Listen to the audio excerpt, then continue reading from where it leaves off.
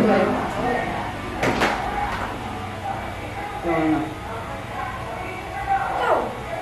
Ako na mag-ano. Tutuloy ko na yun. Ano na doon? Sa may, lamesa. Hindi ko alam. Ano na?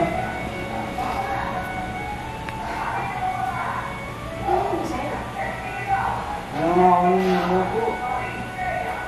Ang luto, ano? Prito. Prito? Wari. Ha? Prito wari. Ano gusto mo? Kahit ano, basta meron ano. Hindi tulo. Ang sabaw, gusto mo? Sasabihin mo sa akin, laki ni. Noodles. Diba? Sabi ko na yung noodles. Cup noodles. Masarap yun. Ikaw na lang luto, ako na mag-ano. Ako na mag-tutupi ng damit. Magpapahan pa ang raso, magpapaligo. Kasi na magluluto. Alam nga paano. Wala tayong kainin. Ano lulutuin ko naman? May sabaw nga. Pwede sa noodles. Manok. Baboy. Anong luto ng manok? Fried chicken. May sabawari fried chicken. Ano ba? Adobo. Adobong baboy, pwede. Adobo manok. Wala lang manok. Baboy na lang nandito sa rep.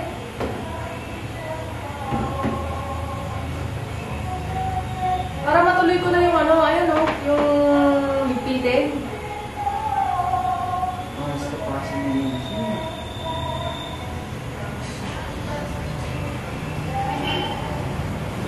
Ba?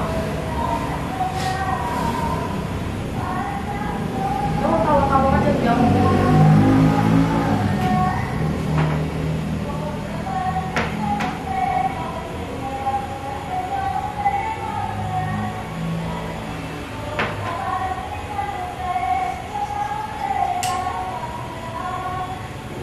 Ano, magluto ka ha?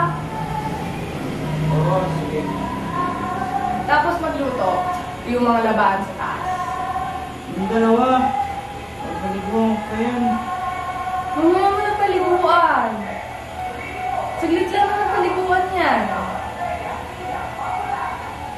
Siyempre, saglit na hindi ka magpapaligo. Ako. Parang madali naman ang ginagawa ko. Bakit? Yung ginagawa ko mawari, madali. Oo, madali lang yan. So minamalit mo yung ano? Minamalit mo yung mga ginagawa mo? Hindi. Minamalit mo yung mga ginagawa mo. Porket nakikita mo madali. Sure ka? Ba't sabi mo madali lang? Siyempre, tutupi mo lang yan, oh. Itutupi ko pa yan. Bakit natatapos ba tupiin ko? Ha? Natatapos ba tupiin ko? Siyempre, pag naglalaba ako, meron ako tutupiin. So, paano natatapos yun? Patulong mo naman ako eh. Paano mo nasabi madali ko? Patulong mo naman ako. Katulong! Sure ka? Akala niya madali lang. Nakakainis. Nakaka-offend kasi parang minamaliit niya yung ginagawa ko bilang babae. Kagaya ng pagsasampay, paglalaba. Para sa kanya madali lang yun kasi hindi naman siya tumutulong.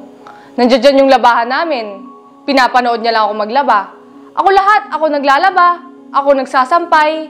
Tapos sasabihin sa'yo na madali lang naman yung ginagawa mo. Pero sino ba pinakamalakas sa amin na umubos ng damit?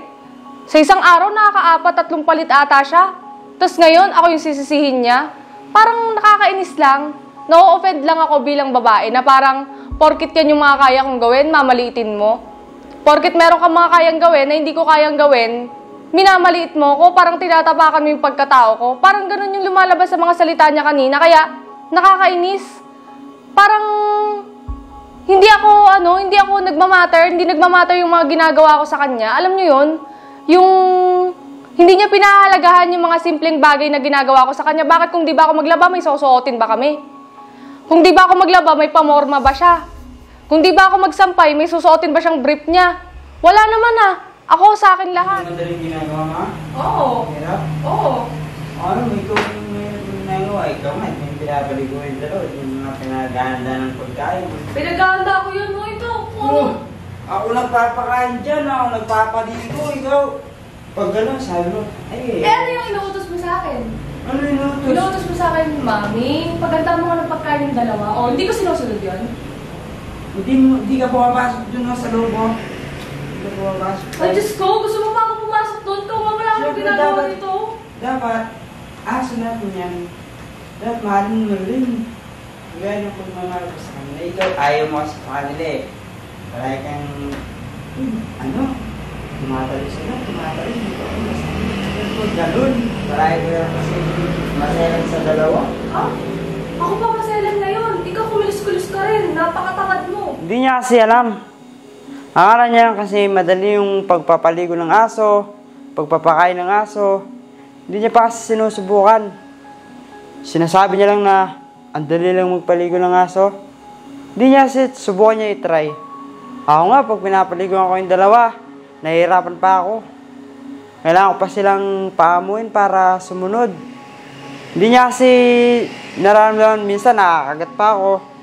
Dati nakagat ako dito ni Mardy. Kinagat ako ng aso dito. Hindi niya kasi nararamdaman ko eh. Akala niya lang kasi madali. Hindi niya alam, pag nandun ako sa loob, dalawa yung ko, kinakatakot ko. Hindi ako kakagatin. Siyempre, tatalon sa akin yung dalawa. Minsan, nahutusan ko siya. Humingi ako sa kanyang konting tulong. Konti lang. Tapos nasusumbat niya pa. Di ba? Ano yun? Siyempre, ihingi lang ako sa kanyang, sasabi ko, pasuyo ng pagkain, palagyan ng dog food. Tapos, isusumbat niya pa sa akin yun. Akala niya lang kasi, hindi ako nahihirapan dun sa dalawa. Subukan niya kayang paliguan, tapos pakainin yung dalawa. Hanggang back to it ka. Nakita mo may ginagawa pa ako eh. Ako na po mag-akit dito. Ako na dyan. Ikaw nga pinagkainan mo. Yung pinagpalamanan mo. Nandito. Hindi mo man lang mailagay sa ref. Hindi yung kinain yan, no? Hindi ka kumain ng cheese whiz? Yung tinapay yan, hindi yung kinain yan. O bakit nilabas mo? Pwede mo namang ilagay dito, Ang dali, shoot mo. Mahirap? Hindi pa nga umabot ng 2 segundo.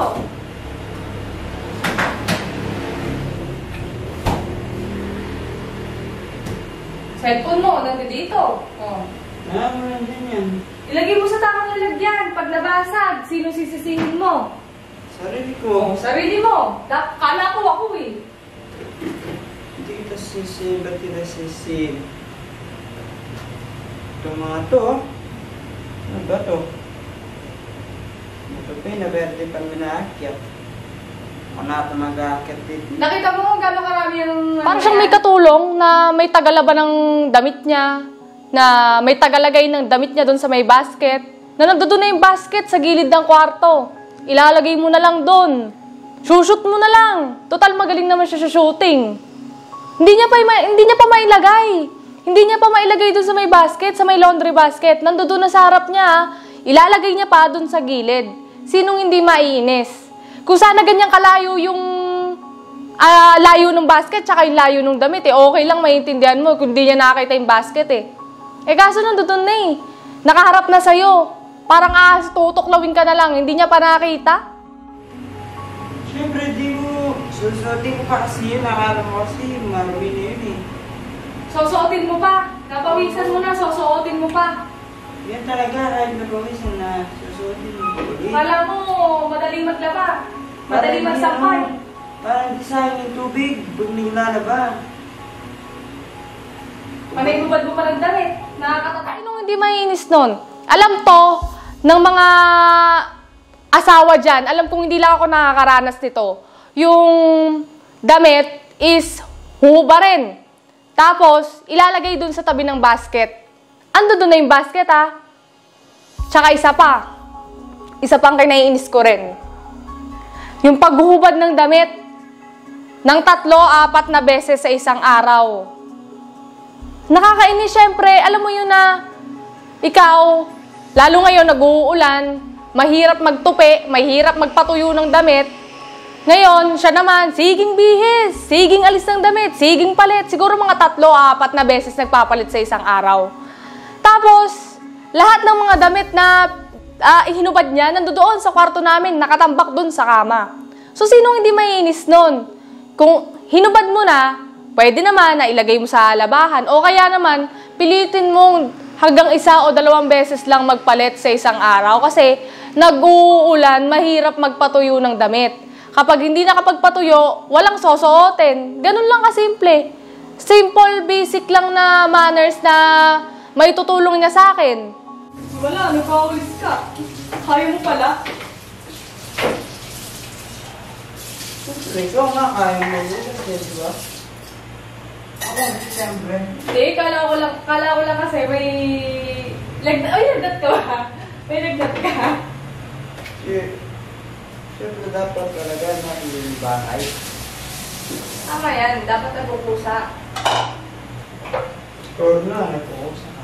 Oo nga, mas madalas naman ako magpusa kaysa sa'yo. Wow! Madalas na magpusa? Oo nga. Totoo? Bakit? Bakit hindi ako naglilinis dito sa bahay? Wala na ako pusa? Oh, ikaw, sa'yo nang galing, no? Na hindi ka naglilinis dito sa bahay, hindi sa akin. Sa bibig mo mismo lumabas, ha? Hindi sa akin, ha? Naglilinis din ako dito, no? Nagmamap ako. Nagbabacuum. Wala naman ako sinabi hindi ka na naglilinis. May sinabi ba ako?